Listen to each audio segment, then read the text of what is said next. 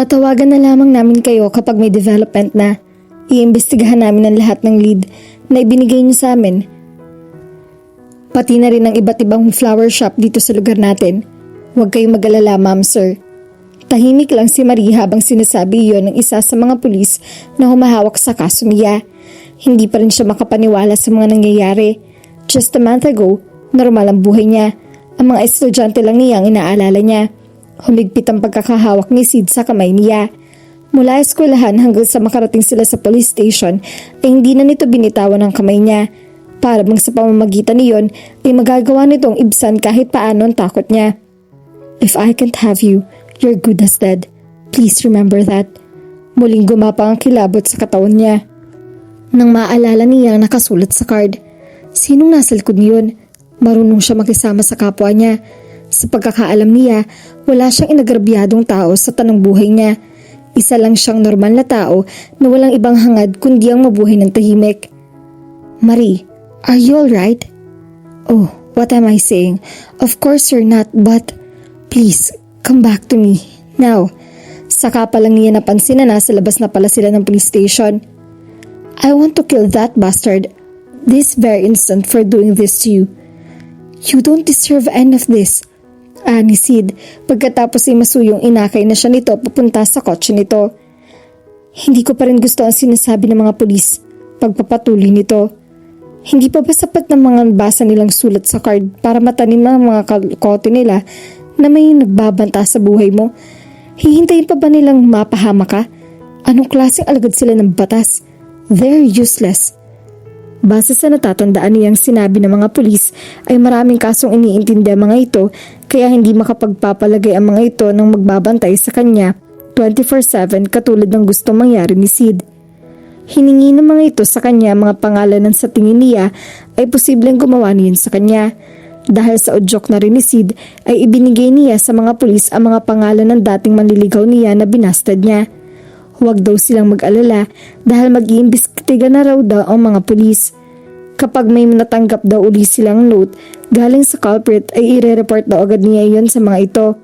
Wala na siyang natandaan sa naging usapan ng mga ito dahil nahulog na siya sa malalim na pag-iisip. Ang alam lang niya, pagkatapos niyon ay galit na kinausap ni Sid ang mga ito. Ako na lang ang 24/7 na magbabantay sa iyo, Marie. So what kung ayaw makipag-cooperate ang mga pulis? Screw them. I can protect you all the time. Mark my words. I'll never leave your side. I won't even blink just to be sure you're always safe. Thank you, Sid. Sabi niya. You don't have to. Huwag mong isipin na pabor itong ginagawa ko dahil ang totoo, handa akong gawin ang lahat para walang mang-agrabyado sa'yo. Pinisil nito ang kanyang kamay. Gusto sanang itanong ni Marie kay Sid kung bakit ito nasabi ang mga iyon, ngunit pinigil niya ang sarili. Natatakot siyang marinig niya ang sagot nito. Masasaktan siya kapag ang sinabi nitong dahilan ay ayaw niyang masaktan ang tinuturing nitong kapatid. Pinunot ng tunog ng cellphone niya ang katahimikan bumalot sa kanila. Nagtataka siya nang makita ng numero lamang ang nakarehistro sa caller ID. Bigla siyang binalot ng kaba. Sino yan? Bakit ayaw mo pang sagutin? May problema ba, Marie? Tanong ni Sid. Unregistered kasi ang... Ako nang sasagot. No, nagdadrive ka. Mabilis na itinabi nito ang kotse sa gilid ng daan at kinuha ang cellphone niya. What do you want? Tanong nito sa tumatawag. Hindi na ito nag-abalang mag-hello. Sandaling natahimik ito para makinig sa sinasabi ng kabilang linya. Bakit? Sino ka ba? Ano ba kailangan mo kay Marie? Lalong nadagdagan ng kaba ni Marie. Di yata't si Mr. Stranger ang kausap ni Sid. May kilala ka bang Andy Tobias? Biglang tanong ni Sid sa kanya. Sandali siyang nag-isip. Meron, sabi niya kapag kwan. Math teacher siya sa St. James. Walang kangiti-ngiting iniabot nito sa kanya ang cellphone. Siya yan, gusto ka raw niya makausap. Si Mr. Tobias? Hindi makapaniwalang tanong niya. Paano nalaman ng lalaki number niya? Baka tinanong nito kay Chai. Hello? Miss Santos, tumawag ako para kamustahin ka. Ayos ka na ba? I'm okay, Mr. Tobias. Salamat sa concern. Hindi na kasi niya nagawang magturo dahil sa nangyari. Nagpaalam siya sa principal na uuwi na lang siya dahil masama ang pakiramdam niya. Bumuntong hininga ito. That's good to hear. Pasensya ka na nga pala kung tumawag ako ha. Nag-aalala rin kasi ako at ang mga estudyante mo sa'yo. Papasok na ako bukas, sumama lang talagang pakiramdam ko. Walang tugon mula sa kabilang linya. Mr. Tobias? Hello? Sorry, pwede ba ako magtanong? Sure, ano ba yon? Si Albino ba yung sumagot sa akin? Nabalitaan ko nangyari kanina. Siya nga, bakit? Muling tumahimik sa kabilang linya. Magsasalita pa sana siya na mapagtanto niyang pinutulan ni Mr. Tobias ang tawag. Naliligaw ba yun sa'yo, Marie? Tanong ni Sid. Kunot na kunot ang noon nito. Hindi. May gusto sa'yo? Dapat ibinigay mo rin sa mga pulis ang pangalan niya nang maibiskentehan na yan. Sobra ka naman. Wala yun sa karakter ni Mr. Tobias. He's very gentle at napakatalino. Hindi ko gusto ang tono ng boses niya. Sid, binitawan na nito ang kamay niya. Nagtaka siya sa iniakto nito. Bigla na lang nag-iba ang mood nito mula nitong in-start ang kotse. Maya-maya ay muling tumunog ang cellphone ni Marie. Napangiti siya nang mabasa sa caller ID ang pangalan na tumatawag. Magilo na sinagot niya iyon. Hello, Mike? Long time no see and hear, Marie. How are you? Masayang tugon nito. Kaibigan niya si Mike Pascual. Schoolmate niya ito nung college. Nanligaw ito noon sa kanya, ngunit hindi na nito itinuloy dahil maaga nitong na-realize na kaibigan lang talaga ang tingin niya rito. Mula noon ay naging mabuti na silang magkaibigan. Ito ang self-appointed bodyguard niya noong college.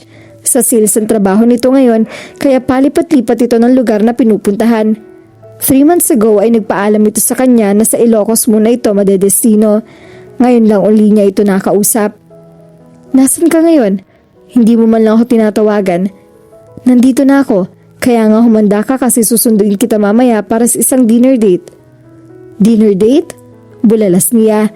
Muntik pa siyang mapasubsob sa dashboard dahil sa biglang preno ni Sid. Oh my God! Are you okay? Tanong ni Mike. Hindi niya sinagot ito dahil kay Sid ang atensyon niya. Nang gigigil na pinaandar uli nito ang kotse. Ano ba nangyayari sa'yo, Sid?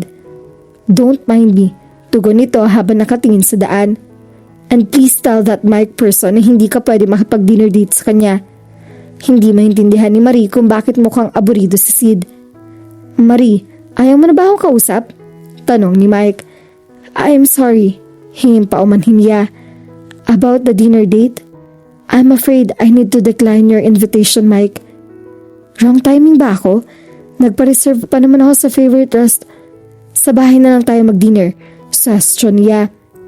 Malapit talaga sa kanya si Mike kaya hindi niya magawang palampasin ang pagkakataon na muling makita at makasama ito. Wait, are you sure? Absolutely. Namimiss ko na mga kwento mo. Nangingiting wika niya. Excited naman ako na matikman ang luto mo. You're cooking, right? Don't expect too much. I'm not good cook. See you at 7? Very well, 7. Then see you. See you. Aniya bago pinutol ang tawag. Pagkatapos ay nakangiting ibinalik niya ang cellphone sa kanyang bag. Inimbitahan mo ang Mike na yon na mag-dinner sa bahay? What are you thinking, Marie? Paano kung siya palang stalker mo? Nasa tinig ni Sid ang pagkainis. Mike is a dear friend of mine. Ni sa panaginip ay hindi ko naiisip na gagawa siya ng ipapapahama ko. Siya ang tagapagtanggol ko noong college. Bahala ka. Putol nito sa sinasabi niya. Pinaharurot na nito ang kotse. Kanina lang ay sinabi nitong poprotektahan siya nito, ngunit mukhang mas matutuluyan pa siya sa bilis ng pagmamaneho nito. Bumuntong hininga siya. Ang hirap nitong espilingin. Mike, this is Sid Gomez. Sid, this is my friend Mike Pascual. Pakilala ni Marie sa dalawang lalaki. I didn't expect that you would have company. Ani Mike pagkakita kay Sid sa nauna na dumulog sa dining table. Bakit pare? What were you expecting? That Marie will be alone? Sorry to disappoint you, dude. Prenteng-prenteng nakasandal si Sid sa upuan habang walang kangiting-ngiting nakatingin sa kanila. Kanina pa niya nahahalata na bad mood si Sid. Kahit na makauwi na sila sa bahay ay nanatiling tahimik ito. Gusto sana niyang kausapin ito ngunit nag-alangan siya nang makita reaksyon nito. He seemed pissed off and hurt. Hindi niya sigurado. Naguguluhan siya sa inaakto nito. Pati ang tahimik. Napanonood nito sa kanya habang nagluluto siya. Ni isang salita ay walang lumabas sa bibig nito. Hindi man siya komportable sa pananahimik nito ay hinayaan na lang niya ito. Kaya hindi niya inaasahan na paasik na kakausapin nito si Mike. Ibinaling ni Marie ang pansin kay Mike. Palangiti pa rin nito. Walang masamang tinapay dito. Lahat ay pinakikisamahan nito. Pasensya ka na pare, pero hindi yun ang ibig kong sabihin, sabi ni Mike kay Sid.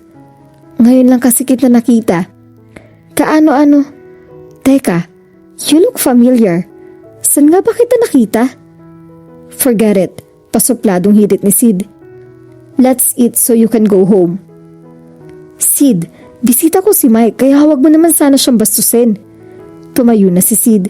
Wala pa rin ipinagbagong ekspresyon ng mukha nito.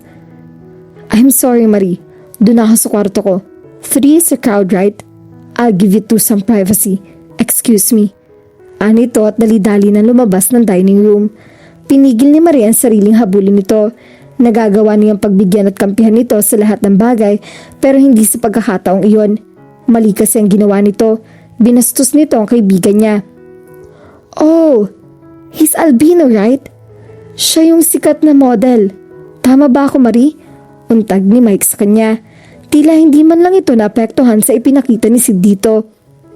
Pagpasensyahan mo na si Sid, Mike, sabi niya. Siya nga si albino, no? Tumango siya, saka bumuntong hininga. Hindi ko alam na body-body pala kayo ni Albino. Kung sa bagay, kapatid mo nga supermodel na si Lucille. Kaibigan siya ng ate mo? Boyfriend or fiancé? Ex-boyfriend siya ni ate. Aniya. Bakit siya nandito? Nagbabakasyon? Nasaan na nga palang ate mo? Sunod-sunod na tanong nito. Malaki ang tiwala niya rito kaya ikinuwento niya rito ang lahat ng mga nangyari. Matamang nakinig naman ito. Kaya nandito si Sid ay para nga... Oh, well, bantayan ako. Pagkatapos niya sa kwento. Sorry, lalamig na ang pagkain. Napahaba ang kwento ko. Tumayo na siya at sinimulang ihain sa mesa ang niluto niya. Tumayo ito para tulungan siya. Ganun pala yun. Ang dami nangyari sa mga panahong wala ako. I'm glad na may isang Sid na nagbabantay sa iyo, Marie. Kahit parang galit siya sa mundo kung umasta, alam ko na hindi kanya pababayaan. Nakita ko yan sa mga mata niya at sa paraan ng pagtingin niya sa iyo. Hindi naman siya ganun palagi. Mabait siyang tao. Ngayon ko nga lang nakita ang side niyang madaling umunit ang ulo. I always thought he was the Mr. Cool Guy type. Nagulat na lang ako nang marinig ang mga sinabi niya sa'yo. I think he's jealous, Marie. Ganun talaga kami mga lalaki pag nagsiselos. Selos? It's impossible, Mike. I'm sure nagkakaganon lang si Sid dahil na rin sa dami na nangyari ngayong araw. Please, huwag mo na uling iisipin o mabanggit-banggit ang bagay na yon. Inihain na niya mga pagkain sa mesa at niniyaya niya na itong dumulog. Marie, sorry sa itatanong ko ha. May gusto ka ba kay Sid? Natigil ang aktong pagsubo niya sa itinanong nito. Pwede bang huwag na lang natin niyang pag-usapan? Kumain na lang tayo at magkwentuhan tungkol sa adventures mo sa Ilocos. Marie, please Mike. Nginitian niya ito ng mapait. Tila napipilitang tumango ito. Nagsimula na rin itong kumain. Nagkwentuhan sila tungkol sa Ilocos, sa mga putaheng niluluto niya at kung ano-ano pa.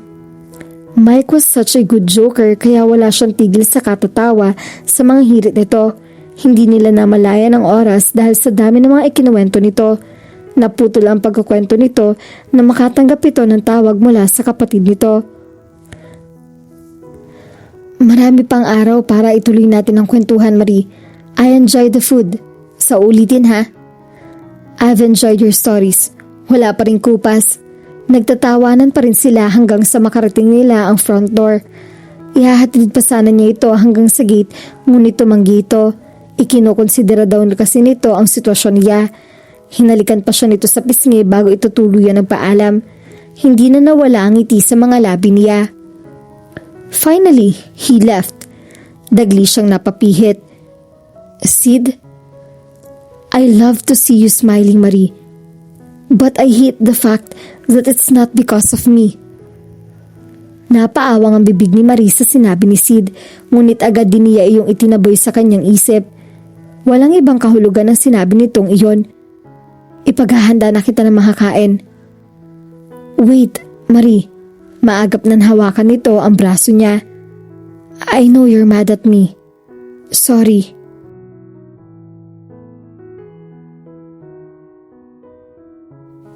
At dito na po nagtatapos ang ating kwento. Sabay-sabay po nating abangan ang susunod na kabanata. Maraming salamat po. God bless and stay safe.